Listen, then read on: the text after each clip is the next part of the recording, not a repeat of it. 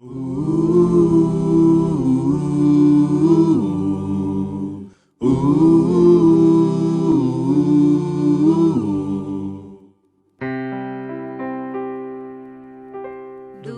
teu falar, ó Salvador,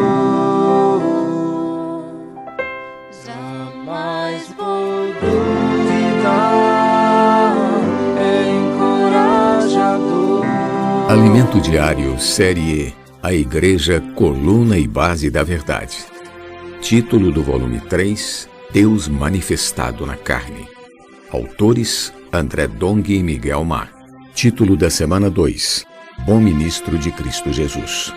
Quinta-feira, ler com a oração 2 Timóteo 1,13, que diz: Mantenha o padrão das sãs palavras que de mim ouviste com fé e com amor que está em Cristo Jesus.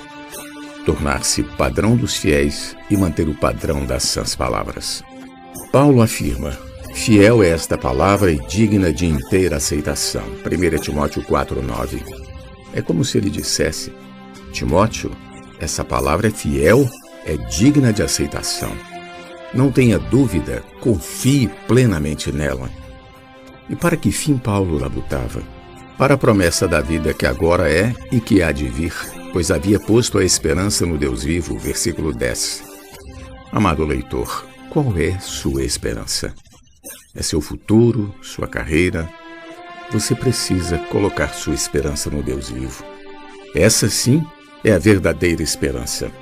Quanto ao termo Salvador, 1 Timóteo 4,10, tem uma pequena palavra para falar. Em 1 e 2 Timóteo, às vezes, Paulo fala de nosso Deus Salvador. Alguns podem dizer, mas por que Salvador? Eu já fui salvo no Espírito. Por que Paulo segue dizendo Salvador? Nossa salvação não terminou. Antes é um processo que nos acompanha por toda a vida.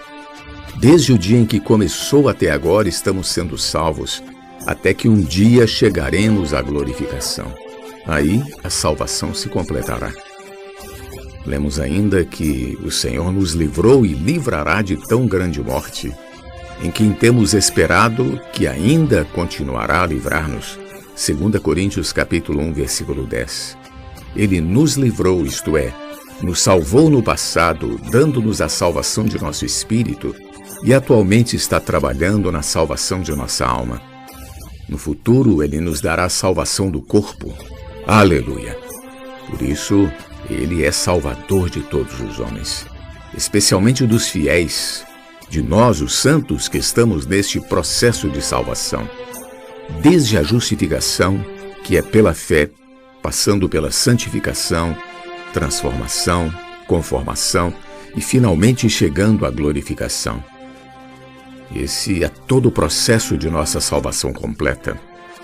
Vemos ainda que Paulo dá liberdade a Timóteo, até para dar ordens com relação a certas coisas, a usar as expressões expondo estas coisas, em 1 Timóteo 4,6, e ensina estas coisas, no versículo 11. Era como se ele dissesse, se for preciso, você pode dar ordens e ensinar estas coisas. Então, quando os irmãos que estão à nossa frente querem falar alguma coisa conosco, precisamos dar liberdade para que falem segundo a direção do Senhor, de modo que não se sintam constrangidos. Isso é seguir fielmente o apóstolo. Continuando, tornar-se padrão dos fiéis. Ainda tão jovem, quer dizer que ele não deveria menosprezar-se diante dos mais velhos. Ele não deveria desprezar sua mocidade, nem permitir que ninguém o desprezasse. Pelo contrário, deveria dar um passo adiante, subir a um nível mais alto, tornar-se padrão dos fiéis, não apenas dos jovens fiéis, mas de todos os irmãos e irmãs da igreja. Igualmente nós devemos tornar-nos padrão dos fiéis na palavra, no procedimento, no amor, na fé e na pureza. Paulo exorta Timóteo a manter o padrão das palavras saudáveis. Aqui aparece a expressão sãs palavras. É como se ele dissesse: você não pode baixar o nível da palavra. Tem de manter o padrão, senão você vai acabar por perdê-la.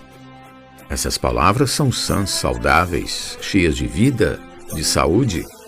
Quanto mais vida temos, mais saúde temos. São essas sãs palavras, cheias de vida, de saúde, que nos trazem cura e saúde espiritual. Timóteo estava muito atento ao que Paulo falava, e isso é exemplo para nós. Devemos estar alinhados com o falar dos apóstolos. Timóteo ouviu com fé as palavras saudáveis que Paulo falou.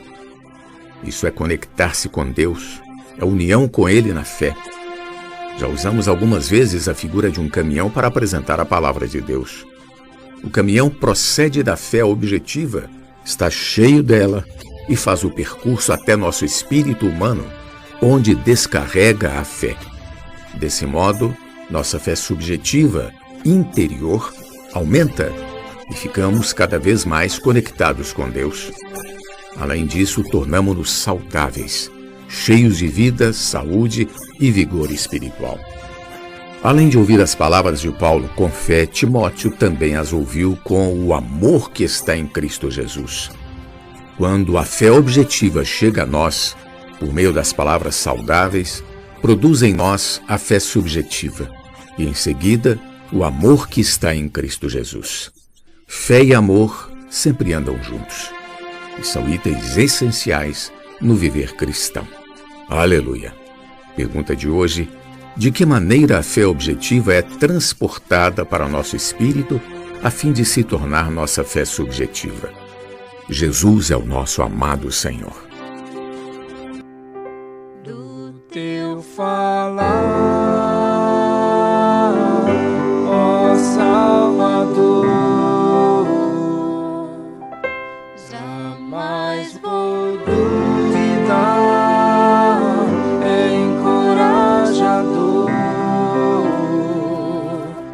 fiel me faz andar, faz tua glória eu ver, o mal vem derrotar.